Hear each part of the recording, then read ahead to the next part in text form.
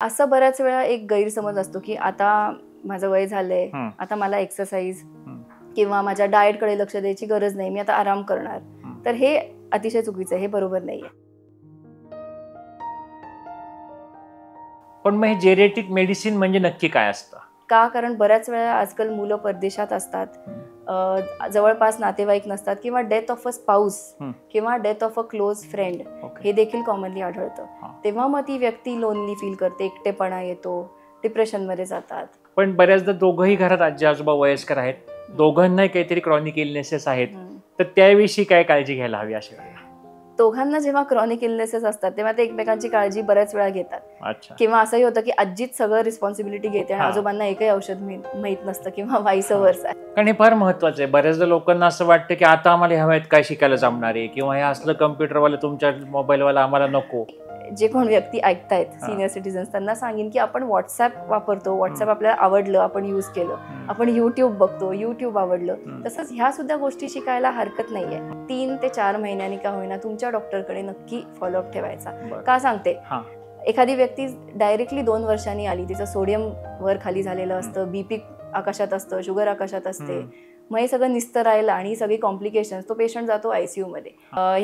यामुळेच आपण geriatric vaccines हे तुम्ही एखाद वेळेस ऐकलं असेल, आजकाल याच्याबद्दल बरीच चर्चा होत असते, तर हे रेकमेंडेड आहे. आणि आणखी अनुषंगाने जणांचा प्रश्न असा होता की घरी जे बेडरिडन आजी आजोबा असतात त्यांची केअर घ्यायला बऱ्याचदा काही नर्सिंग स्टाफ किंवा काही काळापुरते दिवसभरात येऊन जातात, तर उरलेल्या वेळ घरच्यांनी ती केअर कसं शिकावं, त्यातनं काय घ्यावी काळजी?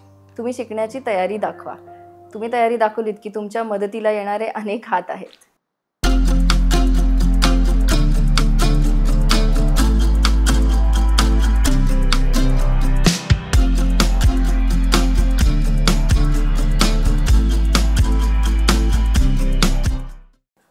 नमस्कार, जगण्यातील काहीच्या एका नव्या एपिसोडमध्ये तुम्हा सर्वांचं मनापासून स्वागत. आजचा आपला एपिसोड आहे तो एपिसोड खूप जास्त एक वेगळ्या विषयावरती आणि एका वेगळ्या डॉक्टरांसोबत आपण करत आहोत. पण आजचा हा एपिसोड वेगळा अशासाठी आहे की बऱ्याचदा कित्येक फॅकल्टीज किंवा कित्येक ब्रँचेस मेडिसिनमधल्या या आपल्याला माहिती नसतात, आणि त्याची माहिती करून घेणं, त्या डॉक्टरांशी भेटून त्या आजारामध्ये किंवा त्या ब्रँचमध्ये आणखी काय वेगळेपणा असतो हा आपल्याला आजच्या एपिसोडमध्ये नक्कीच समजेल. तर आजच्या डॉक्टरांविषयी मी जास्त बोलणार नाही आहे, मी फक्त त्यांचं नाव आणि सुरुवात सांगतो. बाकी त्यांची डिग्री आणि त्यांचं नक्की कामाचं स्वरूप कसं असतं हे त्यांच्याच तोंडून ऐकायला आपल्याला नक्की आवडेल. डॉक्टर रमा जोशीराव परांजपे ह्या जेरियाट्रिक फिजिशियन आहेत आणि त्या गेली काही वर्ष पुण्यामध्ये कार्यरत आहेत. तर जेरियाट्रिक फिजिशियन म्हणजे नक्की काय असतं आणि त्यांचं नक्की काम कसं चालतं हे आपण त्यांच्याकडनं ऐकूया. या एपिसोडनंतर तुम्हाला काही याविषयी शंका असतील तर नेहमीप्रमाणे विचारा. मुख्यतः थोडक्यात एक असा विषय सांगतो की आजचा हा एपिसोड नेहमीचे आजार ह्या व्यतिरिक्त वाढत्या वयामध्ये आपली एकंदरीतच मानसिक शारीरिक काळजी कशी घ्यावी यावर त्याचा भर असेल, किंवा कम्युनिटी लिव्हिंग हा एक नवीन शब्द मी ह्या निमित्ताने ऐकला आणि त्याचं महत्त्व काय असतं वाढत्या वयानुसार, आणि त्यासाठी आपल्याला आपलं वृद्धत्व कसं जास्त सुकर करता येईल ह्यावर त्याचा जास्तीत जास्त जोर असेल. बराचसा भाग यातला शहरामध्ये राहणाऱ्या लोकांविषयी जास्त त्या गोष्टी हायलाईट होतील, कारण या गोष्टी शक्यतो आत्तापर्यंत मोठ्या शहरामध्ये जास्त प्रमाणामध्ये सुरू आहेत. पण हळूहळू जसा आपला विस्तार होत जातोय तसं ह्या गोष्टी लहान लहान तालुके गावांपर्यंत पण पोहोचतील असा नक्कीच मला यातून विश्वास वाटतो. तर सर्वांनी हा एपिसोड नक्की पहा आणि यातून तुम्हाला काय नवीन माहिती मिळाली आम्हाला कळवा, किंवा ह्याशिवाय काही विषयी काही शंका किंवा प्रश्न असतील तर आपल्या कमेंट सेक्शनमध्ये नेहमीप्रमाणे कळवा आणि आपण त्याची उत्तरं देण्याचा नक्कीच प्रयत्न करू. तर आता आपण भेटूया डॉक्टर रमा यांना. तर नमस्ते डॉक्टर रमा, आमच्या जगण्यातील काही चॅनलवरती तुमचं मनापासून स्वागत. थँक्यू. मला आज या चॅनलवर इन्व्हाइट केलं त्याबद्दल खरंच थँक्यू. नमस्कार, मी डॉक्टर रमा परांजपे. मी एक जेरियाट्रिक फिजिशियन आहे. पुण्यातील महाराष्ट्र मेडिकल फाउंडेशनचं जे जोशी हॉस्पिटल आहे आणि अथश्री या नावाने ज्या सिनियर लिव्हिंग कम्युनिटीज आहेत तिथे मी गेले काही वर्षांपासून कन्सल्टंट जेरियाट्रिशियन म्हणून कार्यरत आहे. आता जेरियाट्रिक एज ग्रुप ह्याची ना 2-3 डेफिनेशन्स आहेत, पण आपल्या देशामध्ये जेरियाट्रिक एज ग्रुप म्हणजे काय, तर वयवर्ष 60 आणि त्यावरील सगळ्या व्यक्ती यांना त्या एज ग्रुपमध्ये मानलं जातं. हेच वेस्टर्न वर्ल्डमध्ये US म्हणा, UK म्हणा, जिथे ही ब्रांच अनेक वर्षापासून आहे तिथे हे 65 अँड अबव असा हा एज ग्रुप आहे. पण जेरियाट्रिक्स म्हणजे काय असं तुम्ही जे म्हणलात, तर ही पण एक मेडिसिनची स्वतंत्र शाखा आहे ज्यामध्ये वयस्कर व्यक्तींच्या संपूर्ण आरोग्याची काळजी घेतली जाते. आपण जर बघितलं मेडिकल ट्रीटमेंटचा स्पेक्ट्रम, तर एका बाजूला पीडियाट्रिक एज ग्रुप आहे, म्हणजे त्यांच्या गरजा वेगळ्या आहेत, त्यामुळे ते वेगळं एक फील्ड आहे. तसंच स्पेक्ट्रमची दुसरी बाजू इथे येतं जेरियाट्रिक मेडिसिन.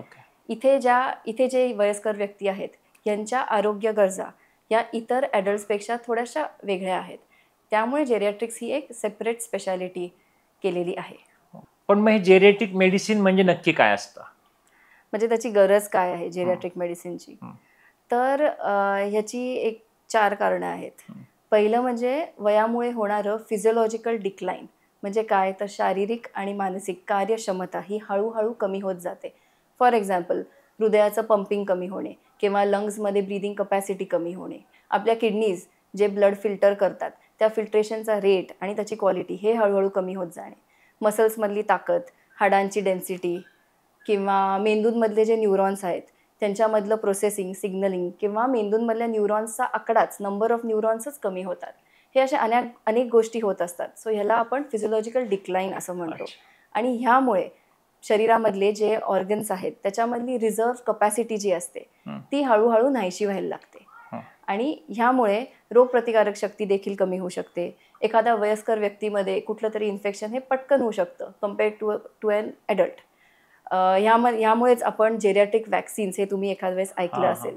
आजकाल याच्याबद्दल बरीच चर्चा होत असते. तर हे रेकमेंडेड आहे. त्याच्यामध्ये न्यूमोनिया, फ्लू वॅक्सिन ह्याच कारणासाठी की ह्या वयोगटामध्ये इन्फेक्शन्स व्हायचे चान्सेस लवकर असू शकतात म्हणून. तर हे झालं फिजिओलॉजिकल डिक्लाइन आणि रिड्युस्ड रिझर्व्ह कपॅसिटी शरीराची. दुसरं कारण की जेरियाट्रिक्स का सेपरेट ब्रांच आहे हे म्हणजे मल्टीमॉर्बिडिटी आणि पॉलिफार्मसी ह्या 2 गोष्टी. एखाद्या वयस्कर व्यक्तीमध्ये एकाच वेळेला एकापेक्षा अनेक आजार असतात, याला आपण मल्टीमॉर्बिडिटी म्हणतो. आणि तीच व्यक्ती ॲट द सेम टाइम अनेक औषधे गोळ्या घेत असते, याला आपण पॉलिफार्मसी म्हणतो. हे दुसरं कारण. तिसरं कारण आजाराचं अटिपिकल प्रेझेंटेशन. हे आपण वयस्कर व्यक्तींमध्ये कॉमनली बघतो. म्हणजे फॉर एक्झाम्पल, एखाद्या तरुण मुलाला किंवा मुलीला समज न्यूमोनिया झाला, लंग्सचं इन्फेक्शन झालं, तर त्याच्यामध्ये हाय फीवर, खोकला हे आपण सिम्पटम्स एक्सपेक्ट करतो बघू. पण हेच जर 75 वर्षांच्या एखाद्या आजोबांना झालं तर त्यांच्यामध्ये एखाद्या वेळेस एवढा ताप, हाय फीवर येणार नाही. ते तुमच्याकडे मेंटल कन्फ्युजन किंवा डिसओरिएंटेशन अशा सिम्पटमनी प्रेझेंट करू शकतील. अजून एक सिम्पल एक्झाम्पल आपण खूप कॉमनली बघतो की एक 80 वर्षाच्या आजी बाथरूममध्ये पडल्या. अनफॉर्च्युनेटली फ्रॅक्चर झालं, त्यांना हॉस्पिटलला नेलं, फ्रॅक्चर ऑपरेटही झालं.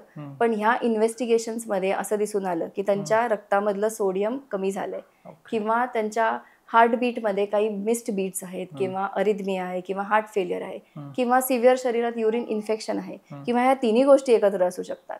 सो ह्या सगळ्याचं एक रूपांतर त्या आजी पडल्या किंवा जेरियाट्रिक फॉल ज्याला म्हणतात ह्याच्यामध्ये ते प्रेझेंट होऊन येतं. हे आपण बघतो कॉमनली. आणि चौथं कारण ते म्हणजे की जेरियाट्रिक जायंट्स हा पण एखाद वेळेस शब्द तुम्ही ऐकला आपण मागच्या वेळी बोलतो तेव्हा हा विषय केला होता. जेरियाट्रिक जायंट्स हा शब्द हिस्टॉरिकली खूप पूर्वी कॉइन केलेला आहे. तेव्हा 5च होते, पण आता ते 14-15ची ती यादी झालेली आहे. जेरियाट्रिक जायंट्स का त्याला म्हणतात जायंट्स? कारण हे जे कॉम्प्लेक्स मेडिकल कंडिशन असते ही खूप commonly 60 and above, 70 and above ह्या एज ग्रुपमध्ये दिसते. आणि हे जेरियाट्रिक जायंट्स असलेले आजार त्या पेशंटची ट्रीटमेंट ह्याच्यामध्ये मोठी अडचण तयार करतात. एक्झाम्पल, इमोबिलिटी म्हणजे चालणं फिरणं हळू होणे, इनस्टेबिलिटी म्हणजे वारंवार तोल जाणे, मग इनकॉन्टिनन्स लघवीला किंवा शौचावरचा कंट्रोल जाणे, इम्पेर्ड कॉग्निशन म्हणजे विस्मरण, मेमरी प्रॉब्लेम्स, डिमेन्शिया जे आपण बघतो. मग आयट्रोजेनिक म्हणजे कधी कधी दिलेली औषधे किंवा ट्रीटमेंट ह्याच्यामुळेच काहीतरी नवीन मेडिकल प्रॉब्लेम निर्माण होतो. हे आयट्रोजेनिक. हे हिस्टॉरिकली 4-5 होते, पण आताचे नवीन अजून जे आहेत त्याच्यामध्ये ॲनोरेक्झिया, जसं वय वाढतं तसं भूक कमी लागणे, फ्रेल्टी म्हणजे शारीरिक अशक्तपणा, ताकद कमी, मग सार्कोपिनिया म्हणजे वाढणाऱ्या वयामध्ये मसलची ताकद आणि मसलचा आकार हे दोन्ही कमी होतं. मग जेरियाट्रिक फॉल्स म्हणजे पडण्याचं प्रमाण हळू वाढतं जसं वय वाढतंय तसं. मग डिप्रेशन, हे देखील सगळे जेरियाट्रिक जायंट्स आहेत. तर हे जेव्हा हां. कॉमनली जे आपण बघतो सिनियर सिटीजन्समध्ये, जेव्हा जेरियाट्रिक जायंट्स आणि एखादा मेडिकल आजार असतो तेव्हा ओके. ह्याची ट्रीटमेंट करणं हे सुद्धा जरासं अवघड असतं. अच्छा. सो हे कॉम्प्लिकेट करतात ऑलरेडी असलेले आजार जेरियाट्रिक जायंट. आता हा जो विषय झाला की आता आजार कळले समजा की एक जेरियाट्रिक फिजिशियन म्हणून जेव्हा तुमच्याकडे येतात एखादे वृद्ध आजी आजोबा, तेव्हा तुमचा त्यांचा अप्रोच कसा असतो त्यांचा? माझं फर्स्ट अँड फॉरमोस्ट अप्रोच असतो की आय लिसन. ओके, ते फक्त त्यांचे हेल्थ कंप्लेंट्स नाही, मी त्यांच्या रुटीनमध्ये पण मला इंटरेस्ट असतो. तुम्ही कधी झोपता, कधी उठता, तुमचा दिनक्रम काय आहे. बऱ्याच वेळेला त्यांच्या मेडिकल प्रॉब्लेमचं सोल्युशन मला त्यांच्या रुटीनमधनं मिळतं की तुम्ही हे असं करा, असं करू नका. So I listen. अच्छा. And then coming to the second aspect की आपण कॉम्प्रिहेन्सिव्ह जेरियाट्रिक असेसमेंट ही आम्ही करतो ॲज अ जेरियाट्रिशियन. नॉर्मल आपली मेडिकल पेशंट आला की आपण हिस्ट्री टेकिंग जे असतं त्याच्यामध्येच जेरियाट्रिक कॉम्प्रिहेन्सिव्ह असेसमेंटमध्ये अजून काही हिस्ट्रीचे भाग असतात. फॉर एक्झाम्पल आपण मेडिकल हिस्ट्री, आजारांची हिस्ट्री घेतली, आपण सर्जिकल हिस्ट्री घेतली, त्याचबरोबर आपण त्यांची डायटरी हिस्ट्री घेतो, ही महत्त्वाची आहे. प्रोटीन खातात का फक्त मी दूध पिऊन झोपणार, मला जेवण नाही करायचं आहे, किंवा आपण फायबर इंटेक आहे का, फ्रूट्स खातात का, ही आहाराची हिस्ट्री. दुसरं त्यांची फंक्शनल हिस्ट्री, म्हणजे ही वयस्कर व्यक्ती घरामध्ये कितपत मोबाईल आहे, सगळी कामं आपापली करतात का, ज्याला आपण ॲक्टिव्हिटीज ऑफ डेली लिव्हिंग असं म्हणतो. म्हणजे स्वतःचं स्वतः आंघोळ करणं, जेवण करणं, उठणं, बसणं, आपलं बाथरूमला जाणं, हे सगळं त्या व्यक्तीला इंडिपेंडेंटली करता येतं आहे का. आणि ह्याचं महत्त्व असं आहे की जे फंक्शनल असेसमेंट जे आम्ही करतो, जेव्हा आम्ही त्या व्यक्तीला ट्रीटमेंट देतो त्याच्यानंतर सुद्धा हीच फंक्शनल असेसमेंट त्याची राहिली पाहिजे, तो तितकाच इंडिपेंडंट पाहिजे, ह्यावर आम्ही भर देतो. म्हणून हा एक हिस्ट्रीचा भाग आहे. मग आली पुढची महत्त्वाची हिस्ट्री म्हणजे पर्सनल हिस्ट्री, की रात्रीची झोप नीट आहे का, आणि झोप नीट बऱ्याच वेळा नसते तर ती का नाही आहे, तुम्हाला वारंवार युरिनला उठायला लागतंय का तुम्हाला काही विचार येत आहेत, हे असं काही कारण आहे. सो झोपेची हिस्ट्री ही देखील महत्त्वाची आहे. आणि इनकॉन्टिनन्स किंवा कॉन्स्टिपेशन हे कॉमनली वयस्कर वयोगटात दिसतात. सो ह्याच्याबद्दलची थोडी डिटेलमध्ये हिस्ट्री ही सुद्धा नेहमीच आम्ही घेतो. आणि शेवटचा आणि महत्त्वाचा पार्ट म्हणजे मेडिकेशन हिस्ट्री, पॉलिफार्मसी जे मी म्हणलं, म्हणजे एका वेळेला 5 किंवा जास्त औषधं चालू असणं जे कॉमनली दिसतं. ह्याच्यामुळे अनेक गोंधळ हे पेशंटमध्ये दिसून येतात. सो जेव्हा फर्स्ट टाइम माझ्याकडे कुठलाही पेशंट येतो तेव्हा I make it a point की मी पेशंटला आणि त्यांच्या नातेवाईकांना सांगते की प्लीज तुम्ही जी औषधं घेताय, गोळ्या, इन्शुलिन, इनहेलर, पंप, जे काय असेल ते सगळं मला दाखवायला घेऊन या. त्याच्यामध्ये तुमचे आयुर्वेदिक सिरप्स पण आणा, तुम्ही काही कॉन्स्टिपेशनला घेत असाल, जे पावडर असेल, चूर्ण असेल, सगळं माझ्याकडे घेऊन या. याचं कारण असं की जी काय लॉंग लिस्ट ऑफ मेडिसिन्स असतात प्रिस्क्रिप्शन्समध्ये, त्याच्यामध्ये एखादं औषध परत परत रिपीट झालेलं असतं, किंवा 2 सेपरेट ब्रँडचं तेच औषध चालू असतं, किंवा बीपीचा पेशंट असेल त्याच्यामध्ये एखादं चुकून औषध स्किप झालेलं असतं आणि त्यामुळे त्याचं बीपी वाढतंय हे आढळलं येतं, किंवा डायबिटीसची औषधं असतात त्याच्यामध्ये औषधाची वेळ ही खूप महत्त्वाची असते, की तुम्ही एखादी डायबिटीसची गोळी जेवणाच्या अगोदर घ्यायला पाहिजे, एखादी नंतर घ्यायला पाहिजे. सो ही पेशंटची बऱ्याच वेळा गडबड झालेली असते. सो जेव्हा तो पेशंट त्याची औषधं आणि ते प्रिस्क्रिप्शन असं समोर येतं तेव्हा ह्या गोष्टीसुद्धा मला क्लिअर करायला मदत होते. सो ही मेडिकेशन हिस्ट्री खूप महत्त्वाची आहे. यांनी पेशंट कंप्लायन्स पण कळतो. किंवा काही वेळा पेशंटच्या गोळ्यांची एक्सपायरी डेट घरी राहून राहून असतात, असं काय होतं का? हो, बऱ्याच वेळा होतं असं. बऱ्याच वेळा पेशंटला तितकं बारीक प्रिंट वाचता येत नाही किंवा ते विसरून जातात, मुलं परदेशात असतात किंवा असं कोणी बघायला नसतं. सो ते सुद्धा जेव्हा ही गोळ्या माझ्याकडे आणतात तेव्हा असं खूप वेळा होतं की ती एक्सपायरी डेट संपलेली असते, मी त्या गोळ्या माझ्याकडेच ठेवते आणि माझ्याच क्लिनिकच्या डस्टबिनमध्ये फेकून देते. हे सुद्धा मी बऱ्याच वेळेला करते. हे होतं. किंवा जनरली इन्सुलिन घेणे किंवा हे जे पंप घेतो लोक म्हणतात अस्थमासाठी, यासाठी स्पेशल काही काळजी घ्यायला हवी का? हो, इन्शुलिनचं पेन किंवा इन्शुलिन सिरिंज हे सुद्धा मी त्यांना माझ्यासमोर आणायला सांगते, कारण मी म्हणते की एकदा माझ्यासमोर तुम्ही दाखवा की तुम्ही कसं टेक्निकने घेता. ते जर इन्शुलिन तो डोस नीट त्यांच्या शरीरात गेलाच नाही तर ती शुगर कंट्रोल होणारच नाही. मग आपण ऑन पेपर नुसता डोस वाढवून काही उपयोग नाही. सिमिलरली अस्थमाचा पंप, ते जे औषध आहे ते त्यांनी त्यांच्या फुफ्फुसात श्वसनाने त्यांच्या लंग्समध्ये नीट जायला पाहिजे, ते औषध नीट इनहेल करायला पाहिजे. हे जर नीट झालं नाही तर ते तोंडातल्या तोंडातच औषध राहतं आणि जे काय औषध लंग्सपर्यंत पोचायला पाहिजे ते पोचत नाही, आणि या अस्थमाला मग वाढतोय का नाही बरा होते, हे असं होऊ शकतं. उलट हे जास्त धोकादायक की ट्रीटमेंट घेतच नसताना मी बरा होत नाही, पण घेत असूनही बरा होत नाही, म्हणजे काय झालंय, हा वेगळाच एक प्रॉब्लेम असू शकतो. टेक्निक बघणं गरजेचं असतं. शारीरिक आजाराविषयी आपण बोलणारच आहोत. बऱ्याचदा या वयात मानसिक बऱ्याच गोष्टी लोकांच्या आजार किंवा ते न कळत काही गोष्टी होत असतात, तर ह्याच्याशी कसं डील करता तुम्ही? हो, म्हणजे वाढत्या वयामध्ये मानसिक आजारांमध्ये आपल्याला डिमेन्शिया हा तर माहिती आहे. पण कमी दिसणारा किंवा त्याच्याबद्दल कमी बोलणारा म्हणजे लोनलीनेस आणि डिप्रेशन ह्याचं पण प्रमाण भरपूर आहे. का? कारण बऱ्याच वेळा आजकाल मुलं परदेशात असतात, जवळपास नातेवाईक नसतात किंवा डेथ ऑफ अ स्पाऊस किंवा death of a close friend हे देखील कॉमनली आढळतं. तेव्हा मग ती व्यक्ती लोनली फील करते, एकटेपणा येतो, डिप्रेशनमध्ये जातात आणि मग अशा फेजमध्ये बाहेर जाऊन कोणाची मदत मागणं हे देखील बऱ्याच वेळा त्यांच्याकडनं होत नाही. मग ह्याच्यामध्ये औषधांचा अगेन कंप्लायन्स नाही, गोळ्या औषधं घेतली जात नाहीत, आहारावर लक्ष नाही आणि मग एकात एक प्रॉब्लेम्स, हेल्थ प्रॉब्लेम्स हे चालू होतात. अच्छा. सो इथे ऍक्च्युली कम्युनिटी लिव्हिंग हा जो कॉन्सेप्ट आहे ना, इथे याचं महत्व आहे. तर त्याच अनुषंगाने पुढचा आपला जो मेन आजचा एपिसोडचा हेतू आहे बोलण्याचा, की जे कम्युनिटी लिव्हिंग आपण 2-3दा बोललो किंवा मी इंट्रोडक्शन मध्ये पण आता सांगितलं, तर हे नक्की काय असतं कम्युनिटी लिव्हिंग म्हणजे? सो कम्युनिटी लिव्हिंग म्हणजे समवयस्क व्यक्ती एकाच विसिनिटीमध्ये राहत आहेत, जेणेकरून त्यांना एकमेकांचा सोशल सपोर्ट आहे. संध्याकाळी रोज भेटतायत, कट्टा आहे, एकत्र एक्सरसाइज करतायत, एकत्र काही योगासनं, प्राणायाम करतायत किंवा एकत्र राहून काही सण साजरे करतायत, एकत्र बसून जेवणं करतायत. ह्याच्यामध्ये जो सोशल सपोर्ट आहे ह्याच्यामुळे येणारं मेंटल वेलबिंग आणि फिजिकल वेलबिंग हे खूप महत्वाचं आहे. अच्छा. जे मी आधी बोलताना अथश्री हे सिनियर लिव्हिंग कम्युनिटी जे म्हणलं होतं, हे एक प्रकारचं कम्युनिटी लिव्हिंगच आहे. सो इथे राहणारे जे वयस्कर नागरिक आहेत हे सगळे साधारण 60 to 80-90 ह्या एज ग्रुपमधले आहेत. त्या सगळ्यांचे प्रॉब्लेम्स किंवा आजार हे देखील थोडेफार सिमिलर असतात. त्यामुळे ते एकमेकांशी जेव्हा बोलतात की अरे मलाही हे होतंय, तुला हे होतंय का, एक प्रकारचा दिलासा वाटतो की ठीक आहे मी एकटा नाहीये. किंवा अरे मला शुगरच तपासता नाही येते, तर मी शेजाऱ्याकडे जातो, त्यांनी शुगर ग्लुकोमीटरवर तपासून दिली, हे देखील मी खूप कॉमनली बघते. किंवा आज मला जेवण करायचा कंटाळा आलाय, तर ह्या कम्युनिटी लिव्हिंग म्हणजे अथश्री वगैरे मध्ये कॅफेटेरिया असतो, कॅन्टीन असतो, मी आता स्वयंपाक घरी नाही करणार, मी तिथे जाऊन खाईन, मग तिथे 4 लोक भेटतात, मग तिथे परत गप्पा होतात. सो ओव्हरऑल एक सोशल वेलबिंग हे होतं आणि सेक्युरिटीचा पण इथे खूप महत्वाचा एक फॅक्टर आहे. एकटं वयस्कर व्यक्ती एकटी राहणं हे आजकाल काही फार सेफ नाहीये. सो ह्या कम्युनिटी लिव्हिंगमध्ये एक सेफ्टी, सेक्युरिटी हे देखील येतं. मग तिथेच व्हिजिटिंग डॉक्टर्स असतात, मेडिकल रूम असते, नर्स येत असते, एखाद्याला इंट्रामस्क्युलर इंजेक्शन आहे B12चं मंथली घ्यायचं आहे, ते तिथल्या तिथे होतं, त्याला उठून हॉस्पिटलला नाही जायला लागत. सिमिलरली एखाद्या घरी कोणी बेड रिडन पेशंट आहे कम्युनिटी लिव्हिंगमध्ये, त्याच्याकडे ती हॉस्पिटलची फाउलर बेड जी आपण म्हणतो ती असते, तीच बेड एखाद्या दुसऱ्या पेशंटला कधीतरी उपयोगी येते. ही अशी देखील मदत खूप तिथे होत असते, व्हीलचेअर्स, वॉकर्स. सो सहजीवन आणि एकत्र राहण्याने हा पॉझिटिव्ह परिणाम त्यांच्या ओव्हरऑल वेलबिंगवर होतोच, म्हणजे असं होतं ना त्यांच्या. आणि बऱ्याचदा असं असतं की कित्येकांना असं म्हणणं असतं की आम्हाला तर पूर्ण वेळ रेसिडेन्शियल राहणं शक्य नाही, तर त्यांच्यासाठी काही ऑप्शन्स असतात का पण?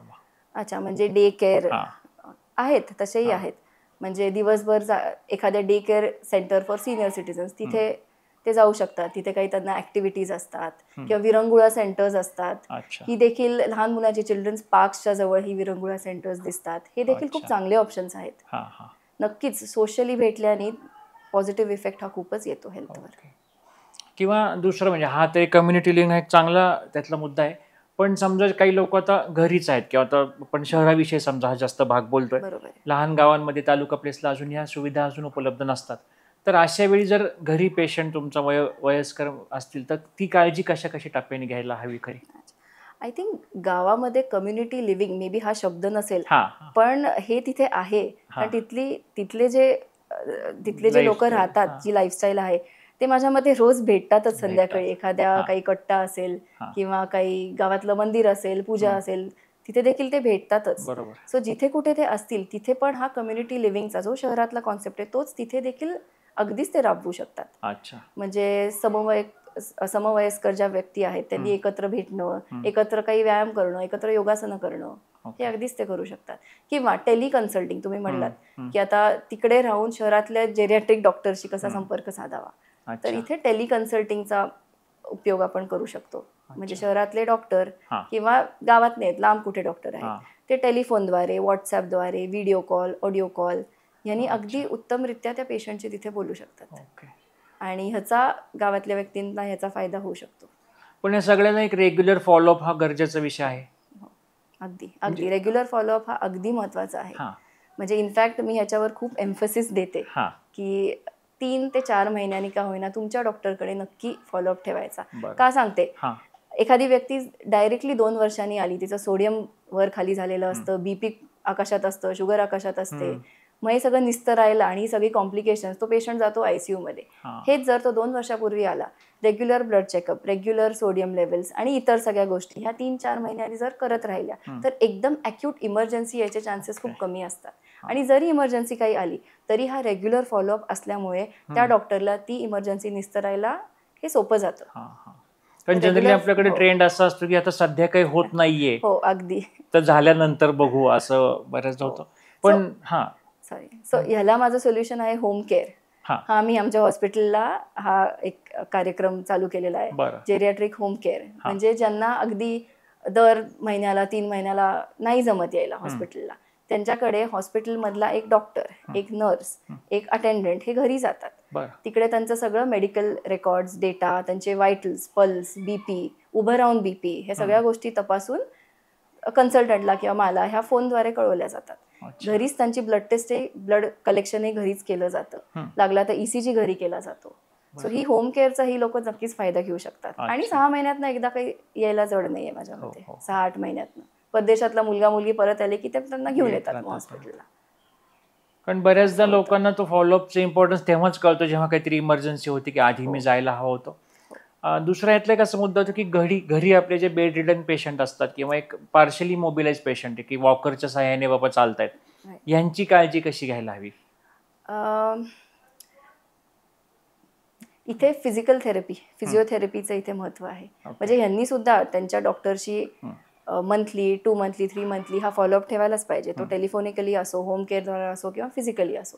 पण फिजिकल थेरपी, फिजिओथेरपी महत्त्वाची आहे, कारण ह्या पेशंट्समध्ये मसल लॉस, स्ट्रेंथ लॉस ही जास्त झपाट्याने होते. त्यामुळे त्यांना जर जे काय त्यांची ॲक्टिव्हिटी लेवल आहे तेवढी ती ॲक्टिव्हिटी लेवल नीट ठेवायची असेल तर आठवड्यातनं 3दा-4दा फिजिओथेरपिस्टनी सांगितलेले, तज्ज्ञांनी सांगितलेले व्यायाम हे करत राहणं गरजेचं आहे, जेणेकरून मसल स्ट्रेंथनिंग हे होतं.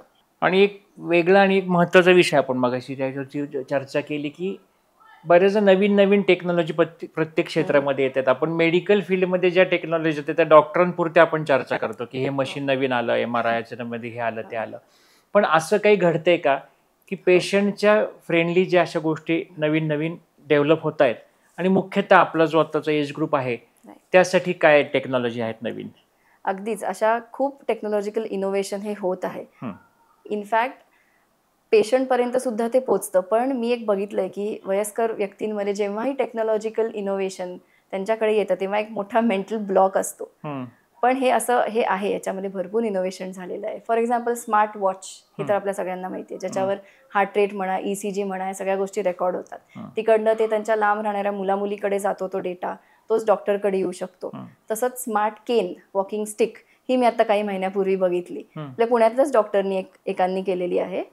ती म्हणजे एखादी व्यक्ती ती स्मार्ट स्टिक केन घेऊन बाहेर गेले आणि अनफॉर्च्युनेटली पडले काही कारणाने, तर त्या काठीद्वारे त्यांच्या लांब राहणाऱ्या मुलाला, मुलीला किंवा जो कोण नातेवाईक असेल त्याला फोन जातो. आणि तो फोन इतक्या वेळा जातो जोपर्यंत ती व्यक्ती आयदर उठत नाही आणि आय एम ओके मेसेज पाठवत नाही किंवा तिथे मेडिकल हेल्प येत नाही. म्हणजे पडल्यावर त्या व्यक्तीला पूर्ण मेडिकल हेल्प लगेच मिळेल ही केअर ती काठी घेतं. सो हे असे स्मार्ट असे बरेच इनोव्हेशन्स आलेले आहेत. आपल्याकडे अनेक नवीन व्हीलचेअर्स आले आहेत. मोटराइज व्हीलचेअर्स तर आहेतच, पण बेडवरनं बाथरूममध्ये नेणारी चेअर, तिकडनं परत बेडवर आणणारी चेअर, की उचलून नेऊन आंघोळ घालणं कधी कधी ह्याची गरज असते घरी, ते जमत नाही. मग ह्याच्यामध्ये सुद्धा भरपूर इनोव्हेशन्स अशी आलेली आहेत. अच्छा. आणि जे मी मगाशी म्हणलं मेंटल ब्लॉक हा एक खूप कॉमनली असतो की इनोव्हेशन म्हणलं काही की, तर अशा वेळेला मी जे कोण व्यक्ती ऐकतायत सिनियर सिटीजन्स त्यांना सांगेन की आपण व्हॉट्सॲप वापरतो, व्हॉट्सॲप आपल्याला आवडलं, आपण यूज केलं, आपण युट्यूब बघतो, युट्यूब आवडलं, तसंच ह्या सुद्धा गोष्टी शिकायला हरकत नाहीये. आणि इनफॅक्ट आजकाल व्हॉलंटियर्सही खूप असतात, यंगस्टर्स 20s-30s मधले, की हे अशा सिनियर सिटीजन्सला जाऊन ह्या टेक्नॉलॉजीबद्दल मदत करतात आपणहून जाऊन. बँकिंग म्हणा किंवा एखादा डिव्हाइस कसा यूज करायचा, हे अशी मदत घ्यायची आणि यांची. अच्छा, असंही नवीन आलेलं आहे.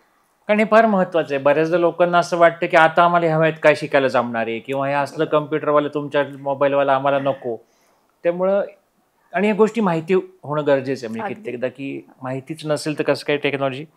एक दोन लोकांच्या आमच्यावरती आता प्रश्न आलेत असे की बऱ्याचदा आम्हाला खूप काही गोड सारखं खावं वाटतं किंवा काहीतरी चमचमीत खावं वाटतं, तर सारखे त्याला घरच्यांचा आमच्या मागच्या जनरेशनचा विरोध असतो, तर आम्ही हे कसं हँडल करावं? अगदी बरोबर आहे.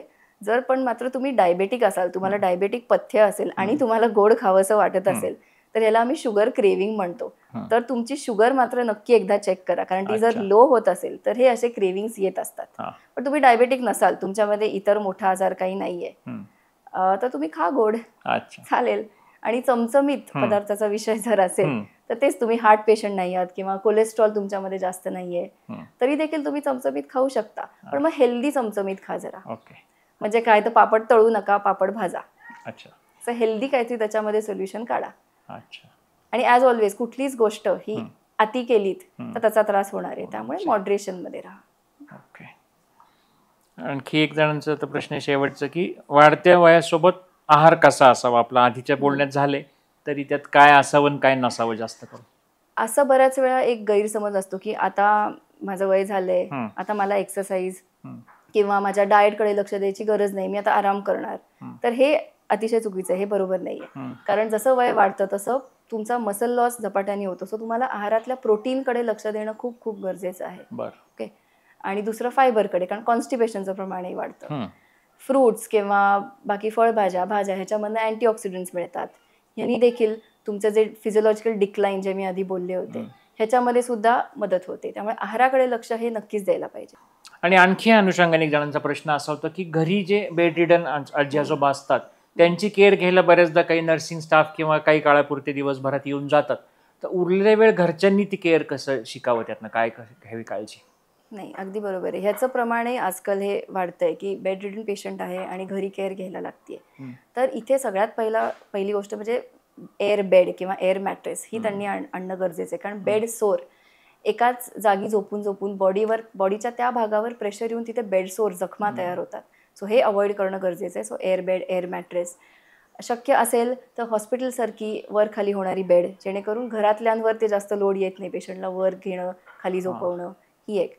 आणि नर्सिंग किंवा ज्यांना आपण केअर गिव्हर्स, अटेंडंट म्हणतो, अशांची देखील मदत घेतली तरी तेही चांगलं असतं. म्हणजे ही जर बेड बाउंड पेशंटची आपण केअर डिवाइड करायचं म्हणलं तर ती आली मेडिकल केअर एक भाग असतो, म्हणजे हे जे मी एअर बेड म्हणलं त्यांची औषधं देणं, हे सगळं ती नर्स करू शकते किंवा घरातल्यांचं सुद्धा त्यावर लक्ष असू शकतं. दुसरा भाग आला सोशल भाग. हा भाग जरा असा कठीण असतो. म्हणजे घरातली जी व्यक्ती असते, जेव्हा असा बेड बाउंड पेशंट असतो तेव्हा तिच्याकडे बघणं सुद्धा गरजेचं आहे. पूर्ण वेळ 24 तास ती व्यक्ती जर घरात थांबली तर त्या व्यक्तीमध्ये देखील डिप्रेशन म्हणा किंवा एक निगेटिव्ह मेंटल इम्पॅक्ट हा येतो. त्यामुळे त्या व्यक्तीने तिचं लाईफस्टाईल थोडं का होईना हे चालू ठेवणं गरजेचं आहे. तिसरा भाग येतो डाएटरी भाग, म्हणजे बेड बाउंड पेशंटचं आहाराकडे बघणं. हे घरातल्यांनीच बघितलेलं बरं असतं, म्हणजे त्याला लागणारं प्रोटीन हे ते ह्याच्यामध्ये घरातल्यांची मदत होते. आणि चौथा भाग रिहॅबिलिटेशन आला, जिथे मी मगाशी म्हणलं तसे जे तज्ज्ञ असतात, फिजिओथेरपिस्ट, यांच्या देखील वीकली म्हणा, ट्वाईस अ वीक अशा व्हिजिट्स करणं गरजेचं असतं. कारण हा बेड रिडन पेशंटची जर हालचाल झाली नाही तर हातपाय आखडून बसू शकतात. त्यामुळे फिजिओथेरपी सुद्धा महत्त्वाची. आणि आणखी आता एक आमचे बरेचसे एपिसोड या विषयात झाले की बऱ्याचदा आपण डेथ ऑफ स्पाऊस एवढाच विषय बोलतो, पण बऱ्याचदा दोघंही घरात आजी आजोबा वयस्कर आहेत, दोघांनाही काहीतरी क्रॉनिक इलनेसेस आहेत, तर त्याविषयी काय काळजी घ्यायला हवी अशा वेळेला? दोघांना जेव्हा क्रॉनिक इलनेसेस असतात तेव्हा ते एकमेकांची काळजी बऱ्याच वेळा घेतात. किंवा असंही होतं की आजीच सगळं रिस्पॉन्सिबिलिटी घेते आणि आजोबांना एकही औषध माहीत नसतं किंवा वाईस वर्सा, हेही खूप कॉमनली होतं. पण जेव्हा त्यांची मोबिलिटी अफेक्ट होते, एखाद्या आजीची किंवा एखाद्या आजोबांची किंवा दोघांची, मग खरा प्रॉब्लेम तेव्हा येतो. सो अशा केसमध्ये आयदर घरी अटेंडंट पाहिजे किंवा रिलेटिव्ह किंवा मुलगा मुलगी कोणीतरी त्यांची केअर घेणं हे गरजेचं असतं. किंवा असिस्टेड लिव्हिंग हे जे काय आहे इथे सुद्धा ते येऊन राहू शकतात. म्हणजे आपण आथश्री जे सिनियर इंडिपेंडंट लिव्हिंग बघितलं, त्याचा पुढचा भाग असतो असिस्टेड लिव्हिंग, जिथे असे बेड बाउंड किंवा लिमिटेड मोबिलिटी असणारे पेशंट्स येतात, ज्यांना दिवसातल्या स्वतःच्या ऍक्टिव्हिटीजला सुद्धा मदत लागते, आंघोळीला मदत, जेवायला मदत, चालायला मदत. सो असिस्टेड लिव्हिंगमध्ये ते येऊन राहू शकतात, जिथे त्यांना 24 तास अटेंडंट असतो, जिथे नर्स असते, जिथे येऊन डॉक्टर रोज तपासतो, तिथे खाणं पिणं सगळं त्यांच्या आहाराच्या डाएट प्लॅन प्रमाणे त्यांना मिळतं. आणि असे ते तिथे एक ओव्हरऑल त्यांचं फिजिकल मेंटल वेलबिंग ह्याच्याकडे लक्ष दिलं जातं. तसं सोशलही तिथे असतं. असिस्टेड लिव्हिंगमध्ये सुद्धा सोशल ऍक्टिव्हिटीज आणि हे सगळं होत असतात, फिजिओथेरपी असते. सो हा पुढचा टप्पा असिस्टेड लिव्हिंग आहे. किंवा बऱ्याचदा एक असा ह्यात एक मुद्दा लक्षात आला की कित्येकदा असं होतं की रात्री असे 1 वाजता 2 वाजता काहीतरी गॅस झाला पोटात, छातीत जळजळल्यासारखं वाटते, पित्त झाल्यासारखं वाटते आणि दुर्लक्षित केलं जातं की आता रात्री कशाला कोणाला त्रास द्यायचा, उठवायचं, मग दुसऱ्या दिवशी सकाळी बघू. तर ते कित्येकदा घातक गोष्टी घडलेल्या आपण अनुभव घेतो. तर अशा वेळी काय सल्ला देता येईल अशा सिच्युएशन्सला? अगदी बरोबर आहे. समज घरामध्ये 2 वयस्कर व्यक्ती असतील आणि एखाद्याला असं काही झालं, हे जर आता तुम्ही पित्त म्हणलात म्हणून, हे जर नेहमीचंच असेल, त्या आजोबांना ऍसिडिटी असेल तर त्या आजींनी ऍसिडिटीची गोळी देणं हे बरोबर आहे. पण नवीन काहीतरी ॲक्यूट अचानक झालेला सिम्पटम असेल तर मात्र घरी काही करणं हे ॲडवायझेबल नाही आहे. त्यांनी जो कोण त्यांचा जवळचा व्यक्ती असेल त्याला फोन करून त्या आजोबांना हॉस्पिटलला आणणं हेच बरोबर आहे. कारण घरी फार करता येण्यासारखं नाही आणि ह्याच्यामध्ये जर वेळ गेला, आपले गोल्डन आवर्स मधले गेले तर मग ट्रीटमेंटला सुद्धा डिले होऊ शकतो. खरी गोष्ट. तर आता आपण बऱ्यापैकी जे सगळे आमच्या प्रेक्षकांचे प्रश्न आले की आपण ज्यावर चर्चा केली त्याविषयी बोललो, ते मुद्दे कव्हर झाले. तर आता ह्या सगळ्यातनं एक टेक अवे मेसेज म्हणून आपल्याला काय घेता येईल? आहे म्हणजे पहिलं म्हणजे जर एखाद्या सिनियर सिटीजनमध्ये कुठली हेल्थ कंप्लेंट किंवा सिम्पटम हा अचानक आला, ॲक्यूटली आला, तर तो नाही वयामुळेच आलाय असं असं अजिबात नसतं. हा गैरसमज आहे की आता वय वाढतंय हे होणारच. ॲक्यूटली आलेली कंप्लेंट किंवा सिम्पटम हे अंडरलाईंग आजारच काहीतरी दाखवतं. त्यामुळे नक्कीच तुमच्या डॉक्टरांच्याकडे संपर्क साधावा असं झालं की. दुसरं म्हणजे काही रिस्क फॅक्टर्स जे यंगस्टर्समध्ये, सिडेंटरी लाईफस्टाईल, हालचाल न करणं, ओबेसिटी, स्मोकिंग हे तितकेच जेरियाट्रिक एज ग्रुपमध्ये सुद्धा लागू आहेत. ओके, मी आता 70 वय झालं माझं, आता मी हे सगळं करायला मोकळे असं नाही. तो रिस्क फॅक्टर इथे सुद्धा लागू आहे. तिसरं म्हणजे फंक्शनल ॲबिलिटी, जे मी म्हणली की फंक्शनल ॲबिलिटी जी असते की एखादा माणूस स्वतंत्र घरात आहे पण गेल्या काही दिवसात, काही आठवड्यामध्ये तोच माणूस जो स्वतः आंघोळ करू शकत होता आता करू नाही शकत आहे किंवा आता डायनिंग टेबलवर येऊन जेवू नाही शकत आहे, हे जर असं दिसलं तर हा सुद्धा एक अंडरलाईंग आजाराचंच साईन असते. ह्या व्यक्तीला हॉस्पिटलला आणणं आणि त्याची कॉम्प्रिहेन्सिव्ह जेरियाट्रिक असेसमेंट करणं हे गरजेचं आहे. तो केवळ वयामुळे झालेलं आहे असं म्हणणं बरोबर नाही आहे. आणि जी काय नवीन टेक्नॉलॉजिकल इनोव्हेशन आजकाल आलं आहे, स्मार्ट वॉचेस म्हणा, स्मार्ट स्टिक्स म्हणा, इवन स्मार्ट होल्टर मॉनिटर्स पण आलेत. आपला होल्टर ECG जो असतो, म्हणजे ट्रेडिशनली 3 दिवसाचा ECG बघायचा असेल तर आपण ते होल्टर मशीन असतं, त्याच्या वायरी असतात, पण ते सुद्धा आता ब्लूटूथद्वारा आलं. एक छोटासा डिव्हाइस फक्त छातीवर बसतो. असे अनेक टेक्नॉलॉजिकल इनोव्हेशन्स आलेले आहेत. तर हे जे आलेत ह्याचा सगळ्यांनी फायदा घ्या. त्याच्यामधला मेंटल ब्लॉक काढून ठेवा. तुम्ही जसं व्हॉट्सॲप, यूट्यूब जसं तुम्हाला आवडलं तसंच याही गोष्टी तुमच्या चांगल्यासाठीच आहेत. त्यामुळे त्या शिकवायला सुद्धा माणसं आहेत. सो हे जे काय नवीन टेक्नॉलॉजिकल इनोव्हेशन आलेलं आहे हे तुम्ही शिकण्याची तयारी दाखवा. तुम्ही तयारी दाखवलीत की तुमच्या मदतीला येणारे अनेक हात आहेत. तर हे खूप चांगल्या नोटवरतीच आपण उलटे ह्याचा आज शेवट करत आहोत की हे सर्वांनी लक्षात ठेवा मेसेज. म्हणजे आत्ताचा एपिसोड करण्यामागे की आजारपण जे येतं किंवा वृद्धत्वामुळे येणारे आजार हा एक विषय वेगळा असतो, ज्याला आपण प्रिव्हेंटिव्ह मेडिसिन म्हणतो. की एखादा आजार होऊ नये म्हणून काय काळजी घ्यावी, यामध्ये आपण ही पथ्ये पाळा, ह्या गोष्टी सोडा, हे खायला सुरुवात करा, हे तर नेहमी सांगतो. पण हे एक थोडं डिजिटल प्रिव्हेंटिव्ह, ज्याच्यामध्ये आपण गॅजेटचा उपयोग करूनही ह्याचा फायदा करून घेऊ शकतो, हा मला वाटतं एक त्यातला खूप चांगला मेसेज गेला. त्यामुळे प्रेक्षकांना हे सांगणं महत्त्वाचा हा विषय होता की ह्या अनुषंगाने तुम्हाला ह्याविषयी काही शंका असतील, कारण कित्येकांच्या त्यावर प्रश्न असे येतील की आम्हाला ह्या गोष्टी कुठे कळणार, आम्हाला याच्याविषयी माहिती नाही आहे, माहिती करून घेण्याची इच्छा आहे, तर आमच्या अभिप्राय सेक्शनमध्ये नक्की तुम्ही कळवा. आपण डॉक्टर रमा यांच्याशी संपर्क साधून ह्या संदर्भात ज्या काही आपल्या शंकांची उत्तरं असतील त्या नक्कीच देऊया. आणि आज आपण ह्या विषयावर इथं चर्चा केली आणि आमच्या जगण्यातील काही चॅनलवर तुम्ही आलात आणि आपल्या छान गप्पा झाल्या. तर आमच्या चॅनलतर्फे तुमच्या मनापासून धन्यवाद. थँक्यू.